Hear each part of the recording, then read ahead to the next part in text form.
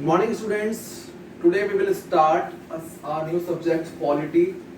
Polity एक ऐसा subject है जो आप डिफरेंट लेवल्स पे पढ़ते हैं, बीटेक ग्रेजुएशन, बीटा, एनी कॉम्पिटिटिव एग्जाम्स.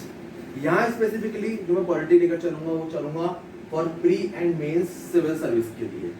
सो आज हम स्टार्ट करते हैं अपना फर्स्ट क्लास ऑफ पॉलिटी. मैं आपको बता दूं हमारा सोर्स रहेगा एम लक्ष्मीकांत. ये बहुत एक फेमस बुक है जो हर लेवल पे आपकी चलती है और ये दोनों के लिए प्री और मेंस दोनों इसमें कवर होते हैं. सो आपको इसके अलावा और कोई बुक लेने की जरूरत नहीं है. इस बुक में बच्चों 11 पार्ट्स हैं. आपने की पूरी पॉलिटी को एम लक्ष्मीकांत की बुक में 11 पार्ट्स में बांटा गया है जिसमें टोटल 76 चैप्टर्स हैं. हम स्टार्ट करेंगे अपना पार्ट 1 जो रिलेटेड है विद कॉन्स्टिट्यूशनल फ्रेमवर्क. इस पार्ट 1 में हमारे 11 चैप्टर्स हैं. 1 2 3 4 5 6 7 8 9 एंड 10 11. हम स्टार्ट करेंगे अपना बेसिक हिस्टोरिकल बैकग्राउंड से.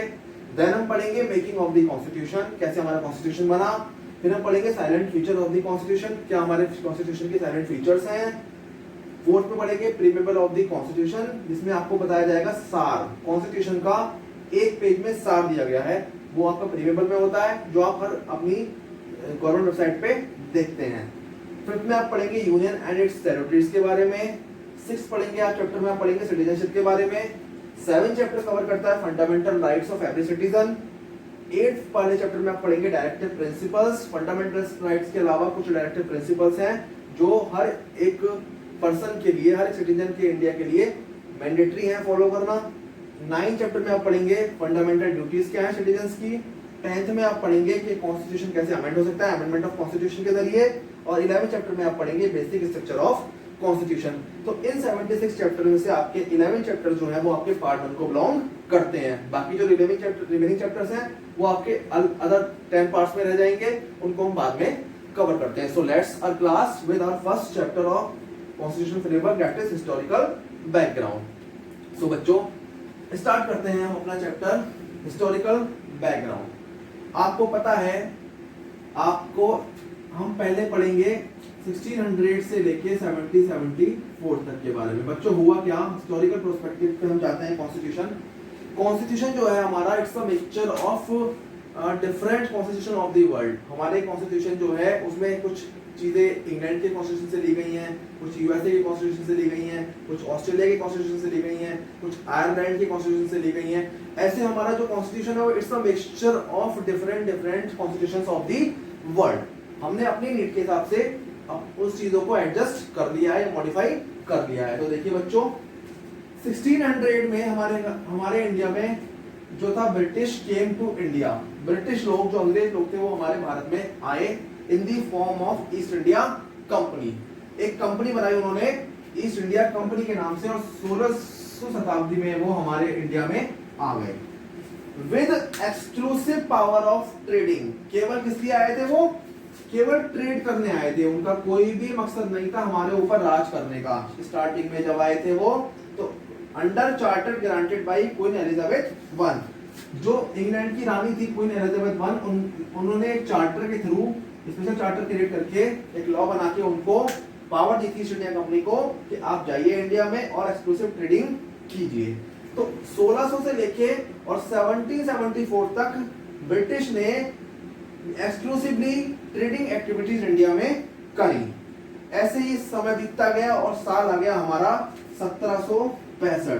फ्रॉम 1765 ऑनवर्ड्स कंपनी को अपने बिजनेस के साथ साथ इंडिया में ऑब्टेन हो गए कुछ दीवानी राइट्स. दीवानी राइट्स होते हैं बच्चों, दीवानी राइट्स क्या होते हैं, rights over revenue and civil justice. मतलब अब इस कंपनी जो ट्रेडिंग करने आई थी उसने इंडिया में कुछ क्षेत्रों में, बिहार में, बंगाल में और उड़ीसा में दीवानी राइट्स मतलब वहां के रेवेन्यू, वहां के टैक्सेशन और वहां के सिविल जस्टिस मतलब जो सिविल जस्टिस होता है, सिविल न्याय की प्रक्रिया है, उसके राइट्स हासिल कर लिए. तो इस तरह से जो एक ट्रेडिंग कंपनी थी अब वो किसमें कन्वर्ट हो गई, वो एक टेरिटोरियल पावर बन गई. इस तरह से क्या बन गई, ये टेरिटोरियल पावर. टेरिटरीज के अंडर में आ गई थी कौन कौन सी, बिहार, बंगाल एंड उड़ीसा की. तो ये दौर चला 1765 से, जब से दीवानी राइट्स उन्होंने अचीव किए थे और 1857 तक। 1857 में हमारे यहाँ एक बहुत बड़ी क्रांति हुई। हाँ, आपको सबको पता है कि 1857 में एक बहुत बड़ी हमारे यहाँ क्रांति हुई जिसे फर्स्ट वॉर ऑफ म्यूटनी भी कहा जाता है।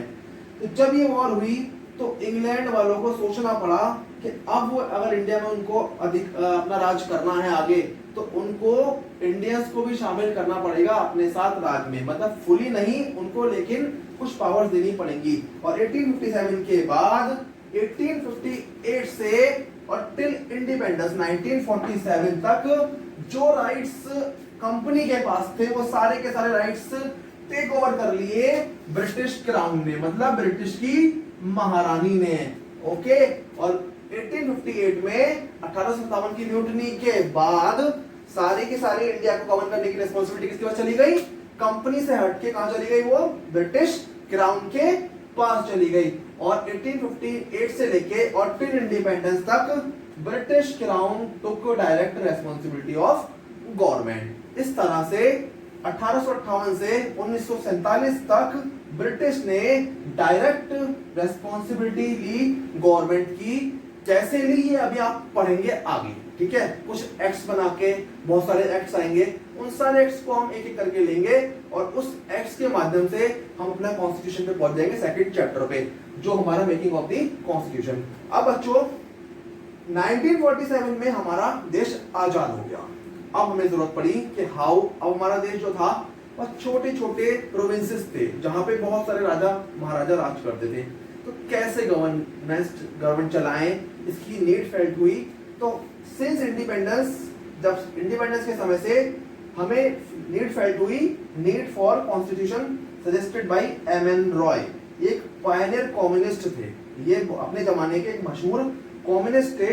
1934 में ही इन्होंने कह दिया था कि अब हमें एक कॉन्स्टिट्यूशन की जरूरत है, क्योंकि 1935 में आप देखोगे, बीच में भी पढ़ोगे, इंग्लैंड कहीं ना कहीं राजी हो गए थे इंडिया छोड़ने के लिए, भले उनको 11 साल लग गए, लेकिन 1934 में ही एमएन रॉय जो कम्युनिस्ट थे उन्होंने बता दिया था हमको कि we need a constitution after independence.